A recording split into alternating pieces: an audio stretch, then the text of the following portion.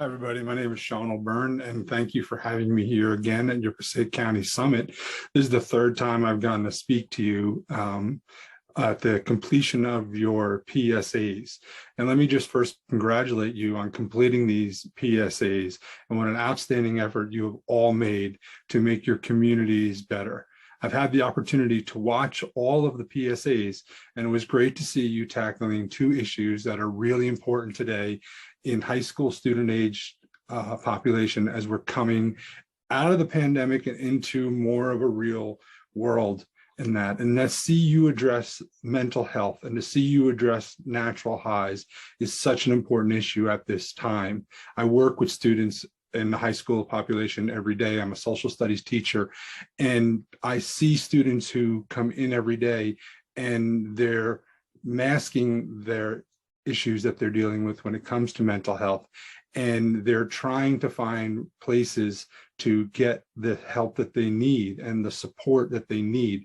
And your PSAs might be the thing to help them see that it's not just themselves, it's everybody who is dealing with this reality of the world we're going back into, which should be seen as this great moment to go back to. For some people is filled with stress and anxiety and fear about what it looks like. And the other thing about natural highs and achieving those natural highs and not allowing yourself to be using a substance to achieve that high. You know, as you come out of the pandemic, again, also, we're going to be with more people, and people are going to be around us who might offer us the chance to use alcohol, tobacco, or another drug.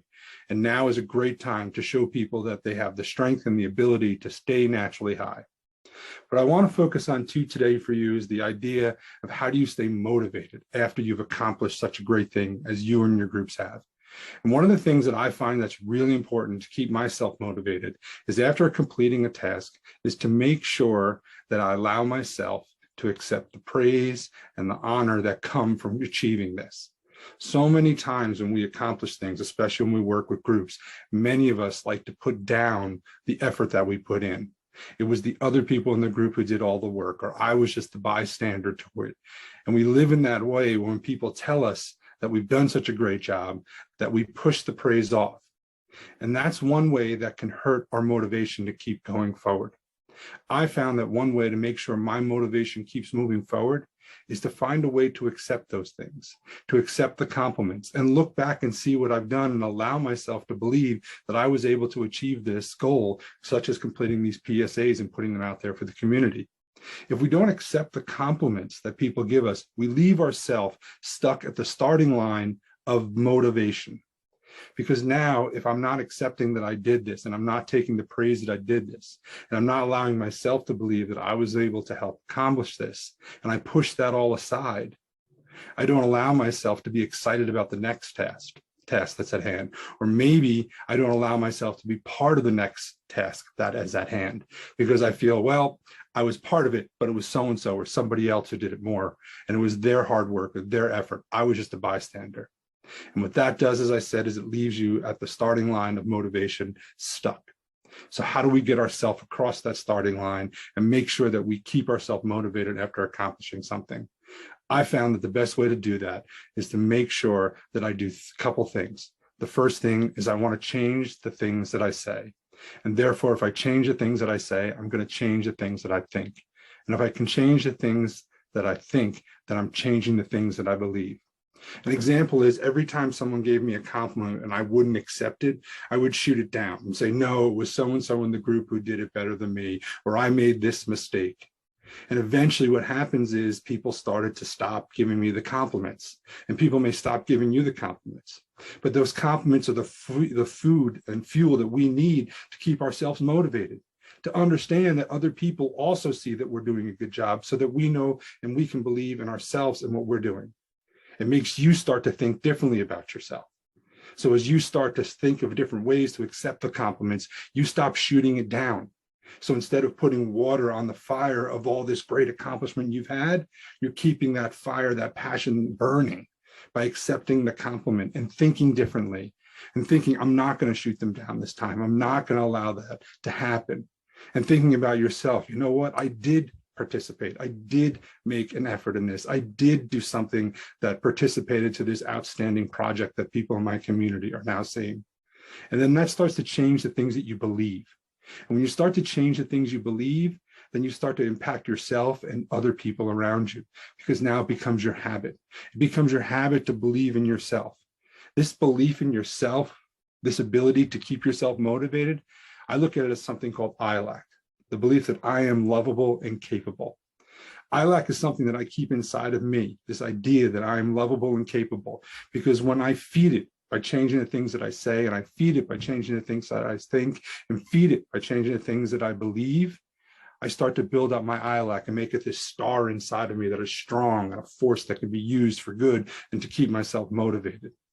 I want to take a moment and take a look at the two words that are in that. I am lovable and I am capable. What does it mean to be lovable? I take this from Fred Rogers, who hosted the show Mr. Rogers' Neighborhood when I was a kid. When he won the Lifetime Emmy Award, he did this in his acceptance speech, and it's pretty impactful, and I want you to take a moment and do it with me. I'm going to just do what Fred Rogers did, because this is what it means to be lovable. Right now, I want you to take 10 seconds, and think about somebody in your life who loves you so much and so unconditionally, is proud of what you've accomplished, and right now is thinking about you and how great your accomplishment is and how much they care and they are proud of you. Take 10 seconds and think about that person. I'll watch the clock.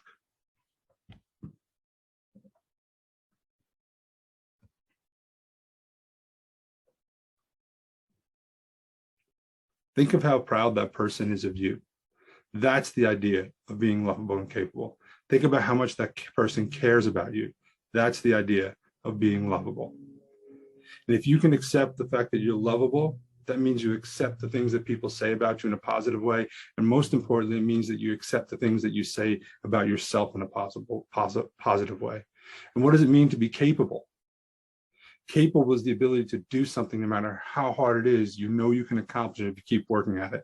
When I was a kid, I used to like to break rocks. I would pick up hammers and just start smashing rocks.